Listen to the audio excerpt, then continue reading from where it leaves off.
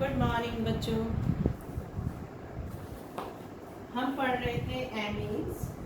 Amines की मैंने आपको पूरा चैप्टर हमारा कंप्लीट हो गया था कल, और उसी में एक नेक्स्ट टॉपिक था डाइज़ोनियम लवण। अब मैंने एमीन्स की जब नाइट्रस अम्ल से रिएक्शन की थी तब भी आपको बताया था कि डाइज़ोनियम लवण क्या होते हैं, या इस प्रोसेस को हमने डाइएज़ोनीकरण भी कहा था। तो बच्चों देखो, डाइज़ोनियम लवण इसका सामान्य सूत्र होता है AR यानी एरोमेटिक साइकिल N2X। N2 पर एक प्लस माइनस होता है और X पर एक माइनस चार्ज होता है। इससे X का मतलब इसमें कोई भी माइनस यानी कि क्लोरीन, ब्रोमीन, हाइड्रोजन सल्फेट हो सकता है। और N2 जो होता है इसमें दोनों N के बीच में एक ट्रिपल बॉन्ड होता है, इसी को हम डाइज़ोनियम समूह कहते हैं। जैसे बेंजीन सर्किल के साथ N2Cl, तो बेंजीन डाइज़ोनियम क्लोराइड हो गया इसका नाम। यहाँ पर हाइड्रोजन सल्फेट है तो बेंजीन डाइज़ोनियम हाइड्रोजन सल्फेट। ये जो होता है बाकी में इतना स्टेबल नहीं होता, हम इसे एरोमेटिक उससे ही लेते हैं क्योंकि बेंजीन सर्किल में ये स्टेबल होता है, स्थायी होता है। क्यों होता है? क्योंकि बेंजीन सर्किल में अनुनाद होता है। यहाँ पर देखो ये ट्रिपल बॉन्ड N था, इस तरीके की सिचुएशन थी। अब यही लॉन पेयर इधर आ गया, यहाँ डबल बॉन्ड हो गया, यहाँ प्लस आ गया।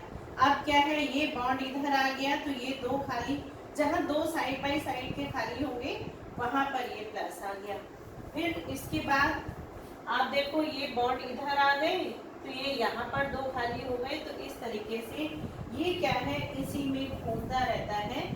तो इस वजह से ये जो बेंजीन सर्किल है ये स्टेबल हो जाता है। तो हम इसमें बेंजीन डाइज़ोनियम क्लोराइड भी हमारे सिलेबस में है, इसको देखते हैं। तो समझ गए सामान्य सूत्र, एरोमेटिक यौगिक का कोई भी N2X, N2 पर जो ट्रिपल बॉन्ड, इसी जहां पर N में ट्रिपल बॉन्ड आता है बीच में कंपाउंड के, उनको हम डाइज़ोनियम कंपाउंड कहते हैं और इसी को हम डाइज़ोनियम समूह कहते हैं। X कोई भी ऋण आयन हो सकता है, क्लोरीन, ब्रोमीन, आयोडीन और आपका हाइड्रोजन सल्फेट, ये सब हो सकते हैं। तो चलो अब देखते हैं इसको बनाने की विधियाँ। मैंने अपने लास्ट उसमें आपको बताया था एनिलीन की नाइट्रस अम्ल के साथ रिएक्शन। जब हम एनिलीन की नाइट्रस अम्ल के साथ निम्न ताप यानी कि 273 से 278 केल्विन तक गर्म करते हैं, और हमें पता है नाइट्रस अम्ल हमेशा फ्रेश बनाया जाता है। कैसे बनता है? NaNO2 प्लस HCl, इनके साथ उसी समय बनाया जाता है। तो हम इसकी जब रिएक्शन करते हैं तो ये मैंने पिछले उसमें क्लियर भी किया था, 2 HA है, तीसरा HA है, चौथा HA और 2 O, यानी कि 2 वाटर के मॉलिक्यूल निकल गए, एक N, 2 N, ये N ट्रिपल बॉन्ड और Cl, बेंजीन डाइज़ोनियम क्लोराइड हमारा बच जाता है। बस एक ही मेथड है इसको बनाने का, तो ये मैंने आपको बता दिया। अब हम देखते हैं इसके रासायनिक गुण क्या क्या होते हैं। रासायनिक गुण भी हम दो तरह से देखेंगे। एक गुण तो वो होंगे जिसमें हम इसको विस्थापित करेंगे, दूसरे गुण वो होंगे जिसमें हम इस सर्किल से रिएक्शन करेंगे। तो चलिए पहले हम डाइज़ोनियम ग्रुप को प्रतिस्थापित करने वाले गुण देखते हैं।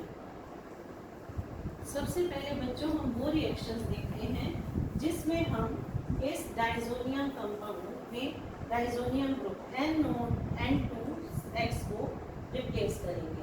किससे? पहले हम हाइड्रोजन से प्रतिस्थापन करते हैं इसका। हाइड्रोजन से कैसे होगा? अगर मैं हाइपोफॉस्फोरस अम्ल के साथ क्रिया कराऊं कि जलीय विलयन के साथ इसे गर्म करूं, या मैं परिशुद्ध अल्कोहल यानी कि इथाइल अल्कोहल के साथ इसको गर्म करती हूँ, तो बेंजीन बनती है, यानी ये पूरा निकल जाएगा। यहाँ पर एक हाइड्रोजन आकर के ये बेंजीन सर्किल बन जाएगी। तो क्या रिएक्शन हो गई? ये बेंजीन डाइज़ोनियम क्लोराइड है, ये हाइपोफॉस्फोरस अम्ल है, और यहाँ H2O, तो बेंजीन निकल गई देखो, और N2 निकल गया, एक HCl निकल गया और मेरा ये हाइपोफॉस्फोरिक अम्ल बन गया, वो उसमें ऐड हो गया। इसी तरीके से अगर मैं एथाइल अल्कोहल के साथ रिएक्शन करती हूँ तो भी देखो N2 निकल गई, HCl निकल गया, एक H यहाँ पर इसके साथ जुड़ के बेंजीन बन गया, तो मेरा क्या बच जाएगा, एस्टैल्डिहाइड। कई बार ये क्वेश्चन घुमा फिरा के दिए जाते हैं, इस इक्वेशन पर आप जरा फोकस भी करिए कि किस तरह से हम बनाएं, तो हम इस तरीके से भी एस्टैल्डिहाइड भी बना सकते हैं। नेक्स्ट मेथड आ जाता है, यहाँ पर तो मैंने इनको हटा करके H आ गया तो ये बेंजीन बन गई। अब क्या करेंगे, हम इनकी जगह पर हम हाइड्रोक्सिल समूह यानी OH ग्रुप लगाएंगे। OH लगेगा बेंजीन में तो क्या बनेगा, फिनॉल। अगर मैं बेंजीन डाइजोनियम क्लोराइड के जलीय विलयन को गर्म कर देती हूँ, गर्म करने पर क्या होगा, नाइट्रोजन गैस निकल जाएगी, एक H इसके साथ आकर के HCl बच जाएगा और जो OH बचेगा वो इस बेंजीन सर्किल के साथ ऐड हो जाएगा, तो ये क्या बन गया, फिनॉल बन जाएगा। यानी कि पहले मैंने हाइड्रोजन से रिप्लेस किया, अब मैंने हाइड्रोक्सिल ग्रुप द्वारा रिप्लेस कर दिया, और अब तीसरा मेथड आ जाता है जिसमें मैं हैलोजन द्वारा विस्थापित करूं, यानी कि हेलोबेंजीन बनेगी, क्लोरोबेंजीन बने, साइनोबेंजीन बने। तो इसके लिए क्या करते हैं, इसमें हम क्यूप्रस हैलाइड लेते हैं। अगर मुझे क्लोराइड बनाना है तो मैं क्यूप्रस क्लोराइड लूंगी, और अगर मुझे ब्रोमाइड बनाना है तो मैं क्यूप्रस ब्रोमाइड लूंगी, और अगर मुझे साइनाइड बनाना है तो मैं क्यूप्रस साइनाइड लूंगी। साथ ही साथ जो इसके हैलोजन अम्ल लूंगी वो भी वही होने चाहिए, क्यूप्रस क्लोराइड के साथ हाइड्रोजन क्लोराइड, क्यूप्रस साइनाइड के साथ हाइड्रोजन साइनाइड, क्यूप्रस ब्रोमाइड के साथ हाइड्रोजन ब्रोमाइड ही होना चाहिए। फिर अब हम इसकी रिएक्शन देखते हैं, तो इसमें क्या है, नाइट्रोजन निकल जाएगी और ये जो है इसके साथ आ जाएगा, और जो मैं यहाँ ले रही हूँ वो मेरा यहाँ पर बन जाएगा। तो क्लोरोबेंजीन बन गई, इसमें साइनोबेंजीन बन गई। इस पर देखिएगा मैंने ब्रोमीन ली थी, क्यूप्रस ब्रोमाइड लिया था, हाइड्रोजन ब्रोमाइड लिया, तो मेरा ब्रोमोबेंजीन बन गई। इस तरीके से हमारा हाइड्रोजन द्वारा, हाइड्रोक्सिल द्वारा, हैलोजन द्वारा हमने इस ग्रुप को विस्थापित कर दिया। अब हम देखते हैं गेटरमैन अभिक्रिया क्या है, उसको भी समझो।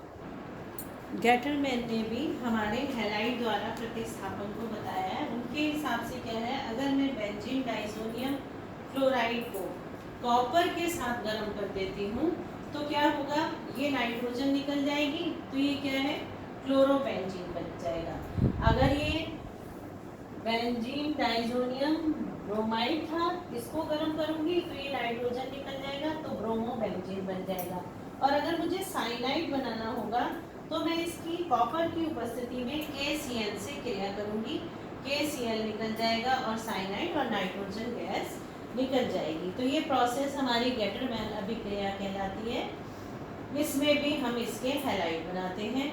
नेक्स्ट आ जाता है नाइट्रो समूह द्वारा विस्थापन, यानी कि मैं N2X को रिप्लेस कर रही हूँ, अब मैं उसकी जगह पर नाइट्रो ग्रुप लेके आऊंगी। तो नाइट्रो ग्रुप के लिए हम क्या करेंगे, फ्लोरोबोरिक एसिड, फ्लोरोबोरिक एसिड के साथ गर्म करेंगे। जब हम पहले गर्म करते हैं तो हमारा बेंजीन एजोनियम फ्लोरोबोरेट बनता है, फिर हम कॉपर की उपस्थिति में उसका नाइट्रीकरण यानी कि सोडियम नाइट्राइड के साथ क्रिया कर देते हैं, तो नाइट्रोबेंजीन बनती है।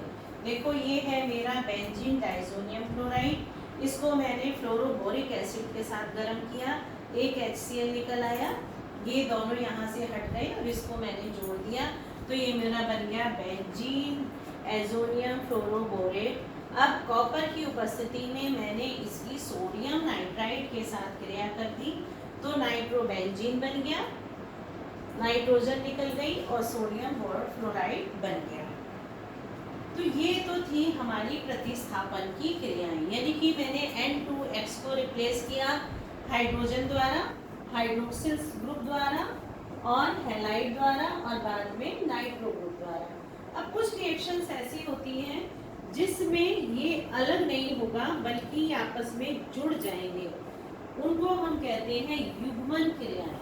यानी कि ये जो डाइजोनियम N2 है ये अलग नहीं होगा। जोड़ने के लिए हमें Cl को तो रिप्लेस करना ही पड़ेगा। तो सबसे पहले हम फिनॉल से क्रिया करते हैं। देखो फिनॉल में बेंजीन के हर कॉर्नर पर एक एक H होता है। जो यहाँ का H है फिनॉल नहीं हटेगा, इधर का H जो है इसकी Cl को लेकर के अलग हो जाएगा माइनस HCl, और हम इसको ऐसे ही जोड़ देंगे benzene N double bond N यानी N2 और इसके साथ ये फिनॉल हो गया।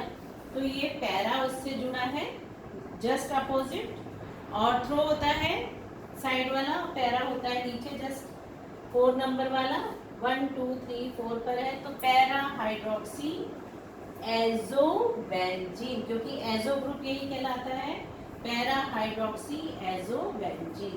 इसी तरह से अगर मैं इसकी एनिलीन से क्रिया कर दूं, एनिलीन ये पिछले लेसन में अभी मैंने जब एमीन्स पढ़ाए थे तब भी की थी। इसमें भी क्या है, यहाँ का H इसके साथ निकल जाएगा और ये दोनों बेंजीन सर्किल के बीच में एजो ग्रुप आ जाएगा। तो ठीक HCl निकाल दिया और मैंने इनको आपस में जोड़ दिया। तो ये क्या बन गया, पैरा एमिनो एजोबेंजीन या हाइड्रोक्सी एजोबेंजीन। यहाँ एमिनो ग्रुप है तो एमिनो एजोबेंजीन। इसके साथ ही बच्चों हमारी जितनी भी इसकी रिएक्शंस थी, केमिकल रिएक्शन सारी पूरी हो गई। अब हम देखते हैं कि आखिर इसका संश्लेषण से हमें फायदा क्या है, क्या इम्पोर्टेंस है इसका हमारी केमिस्ट्री में। इस डाइजोनियम कंपाउंड से क्या होता है, कुछ ग्रुप्स ऐसे होते हैं कुछ जो आसानी से नहीं बन पाते, तो उनको हम इस तरीके से नाइट्रोजन क्लोरीन निकाल करके उसके साथ संयुक्त करके बनाने के काम में आते हैं। जैसे फ्लोरोबेंजीन है, आइडोबेंजीन है, जो डायरेक्ट नहीं बनती, हम उनको पहले इस तरीके से कंपाउंड बनाते हैं और बाद में उसको शिफ्ट कर देते हैं। डाइयाँ बनाने के काम में आता है, रंग बनाने के काम में आते हैं और बहुत सारी औषधियाँ बनाने के काम में भी ये डाइजोनियम लवण आते हैं। इसके साथ ही बच्चों आपका ये एमीन्स वाला लेसन पूरा कंप्लीट हो गया। इसको आप कंप्लीट कर लो। अगर कुछ नहीं समझ में आया तो आप मुझसे पूछ लीजिएगा। Thank you.